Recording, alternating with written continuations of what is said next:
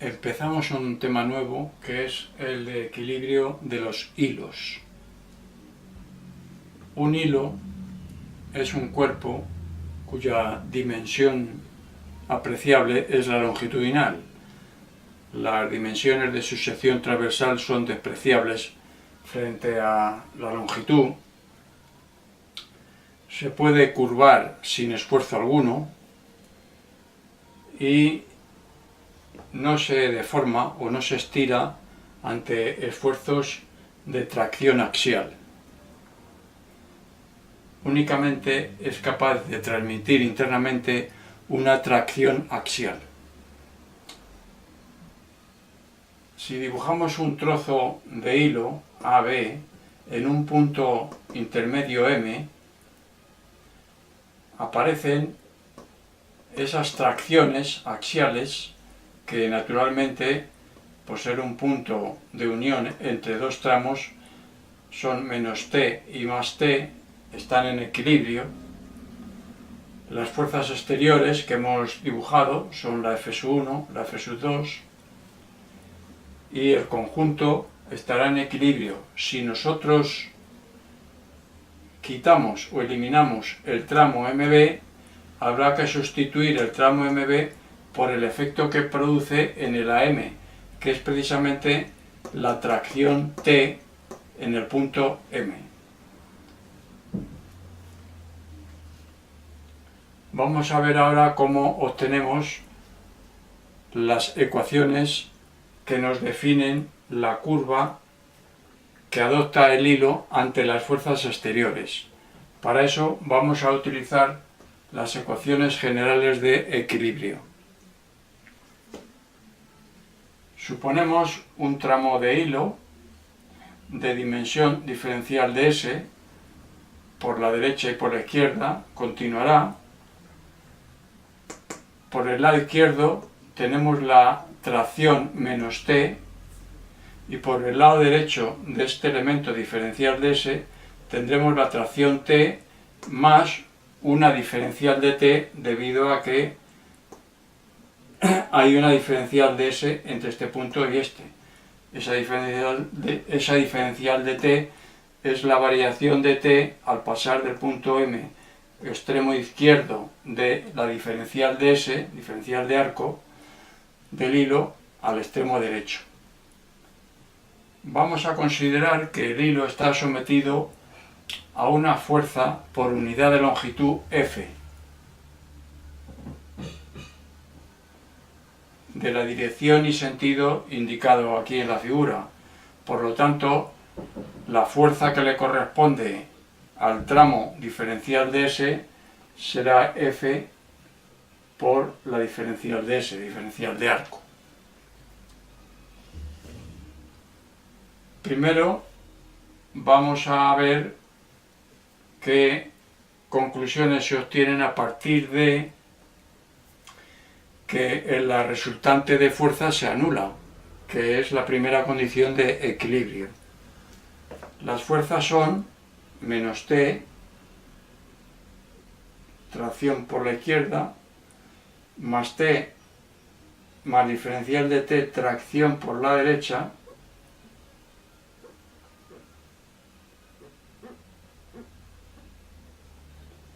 y F por diferencial de S.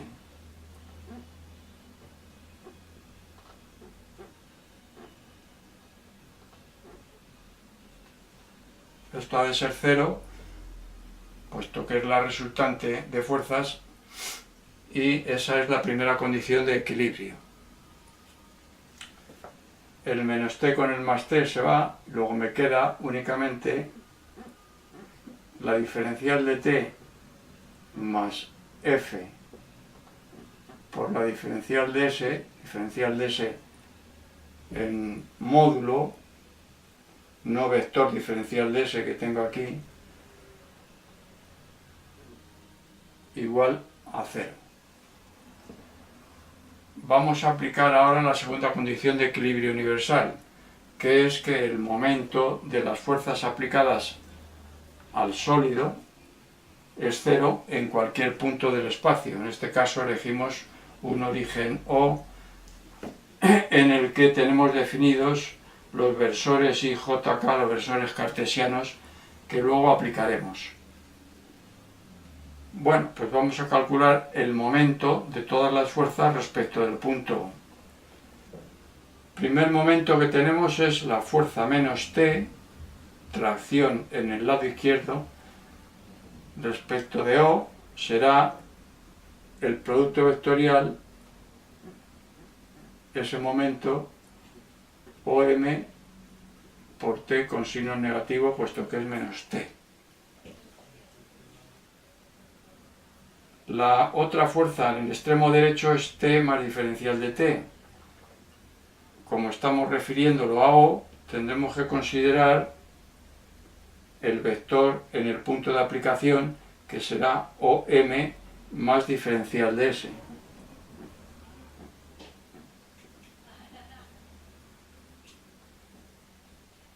Diferencial de ese vector. Esto que multiplica vectorialmente a T más diferencial de T.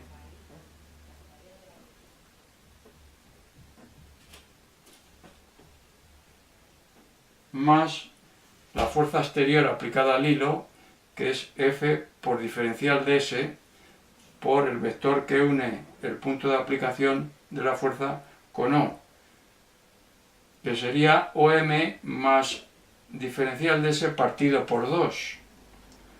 Vamos a ponerlo y ahora veremos que vamos a despreciar parte de ese producto. Más OM más diferencial de ese vector partido por 2 por producto vectorial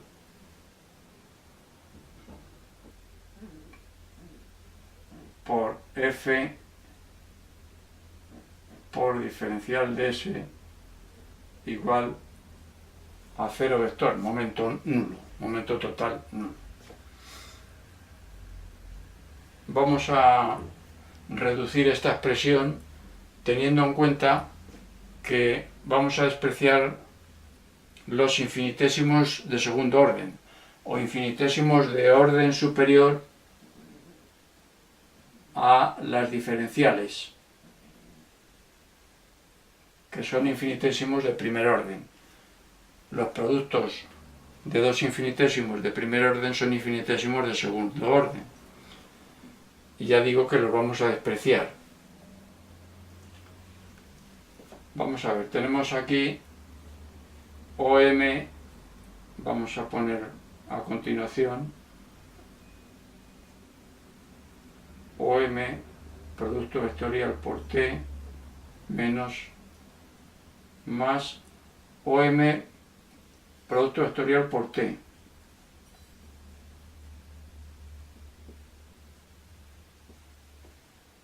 Más OM por diferencial de T.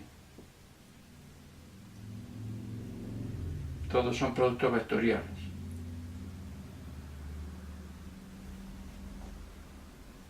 Más el segundo sumando, diferencial de S por T,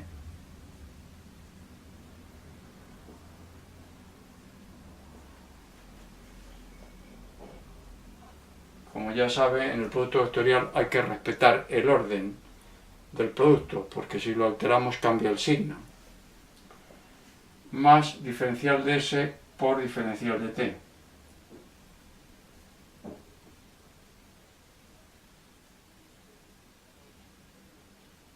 Más, y ahora este producto vectorial, que es OM, producto vectorial por F, diferencial de S en módulo,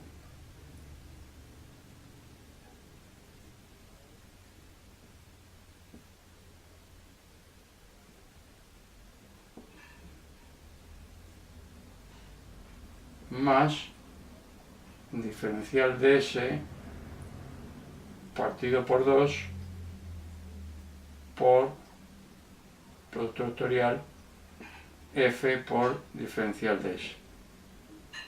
Y esto igual a 0. Vamos a ver cómo reducimos esta expresión. Primero, menos OM vectorial T más OM vectorial T se anulan. Diferencial de S por diferencial de T, para hacer este producto vectorial tenemos que multiplicar los módulos por el seno del ángulo que forman. De cualquier manera, son productos de dos, es el producto de dos diferenciales, dos infinitesimos, un infinitésimo del segundo orden frente a una diferencial que es un infinitésimo de primer orden. Lo vamos a despreciar.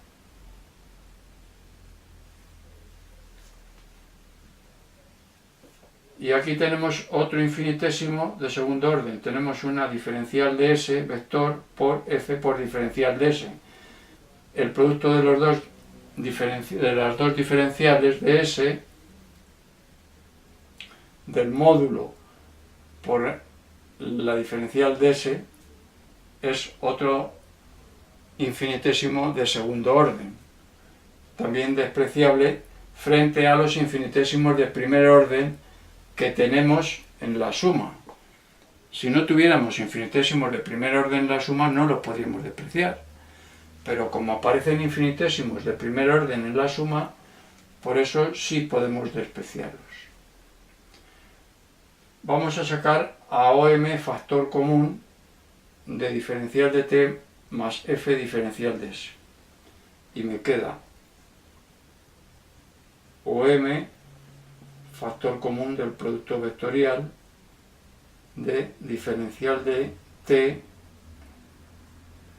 más F diferencial de S.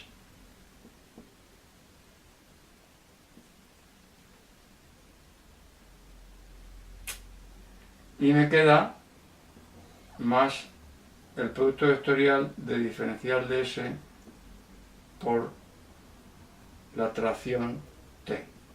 Y esto igual a 0. Diferencial de T más F diferencial de S es igual a 0, como vemos aquí, cuando calculábamos la resultante total de fuerzas, luego este desaparece.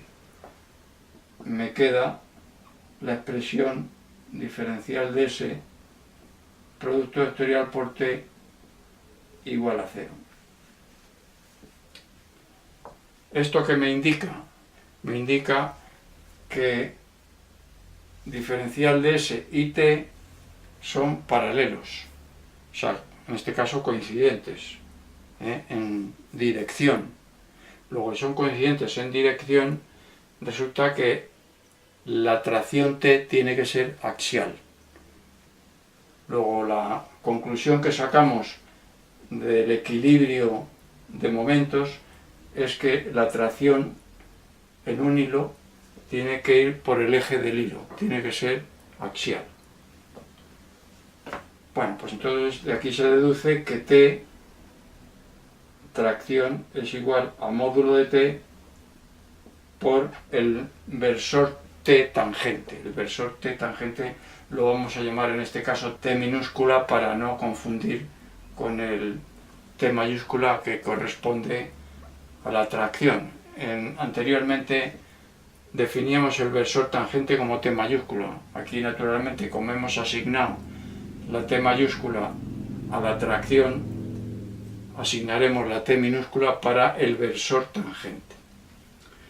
Bueno, pues con esta conclusión vamos a utilizar ahora esta expresión para ver cómo obtenemos las ecuaciones que me definen la curva que adopta el hilo en función de la fuerza que actúa, fuerza exterior, F, por unidad de longitud del hilo que actúa sobre él. Si hacemos que T es igual a módulo de T por el versor tangente, podemos escribir que T es igual a módulo de T por el versor tangente, que en expresión de coordenadas cartesianas con los versores I, J y K es diferencial de X partido por diferencial de S por Y más diferencial de Y partido por diferencial de S por J más diferencial de z partido por diferencial de s por k. Cocientes de diferenciales o derivadas, que también se puede expresar así: derivada de x respecto de s por y, derivada de y respecto de s por j, derivada de z respecto de s por k. S es la longitud del hilo, siempre. Y la f, por unidad de longitud, la vamos a definir también en función de las tres componentes f sub x por y más f sub y por j más f sub z por k. También por unidad de longitud de hilo. Tanto la f sub x como la f sub y como la f sub z. Bueno, pues si aplicamos esta ecuación, que la vamos a poner en la forma derivada de t respecto de s igual a menos f, si aplicamos ahora las componentes tanto de la atracción T como de la fuerza F, se obtienen las tres ecuaciones siguientes. Derivada de la componente de T en el versor Y, T por derivada de X respecto de S, todo esto respecto de S igual a menos f sub x, la derivada de t por la de y respecto de s, todo respecto de s igual a menos f sub y, y la derivada de t por la de z respecto de s, todo esto respecto de s igual a menos f sub z. Aquí tenemos tres ecuaciones en x, y y z, son ecuaciones diferenciales naturalmente, en la que aparece la atracción t, que ya veremos cómo eliminaremos en función de las condiciones de contorno que nos definan en el problema determinado. Estas ecuaciones se pueden utilizar cuando la curva que adopta el hilo no es conocida. También podemos usar las intrínsecas. Si aquí aplicamos la derivada de t por el versor t respecto de s, en esta parte, pues de la derivada de t respecto de s por el versor t, derivada del primero por el segundo, más la derivada del segundo por el primero.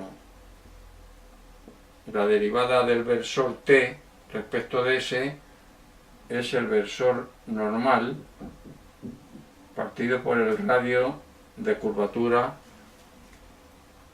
en el punto considerado. Si descomponemos la fuerza F en sus componentes tangencial y normal, igualamos componente a componente y tenemos las ecuaciones derivada de la atracción t respecto de s igual a menos f sub t, componente de la fuerza en la dirección tangente, y t partido por r, componente según la normal de la primera parte del primer miembro, igual a menos f sub n, componente de la fuerza exterior sobre el hilo en la dirección normal. Bueno, pues estas ecuaciones se suelen utilizar cuando es conocida la curva que adopta el hilo ante las fuerzas exteriores, para determinar otros parámetros como puede ser el de la tensión, longitud del hilo, etc. O bien las fuerzas a aplicar. Bueno, en cualquier caso, vamos a ver a continuación un par de ejemplos que aclararán cómo se utilizan estas ecuaciones.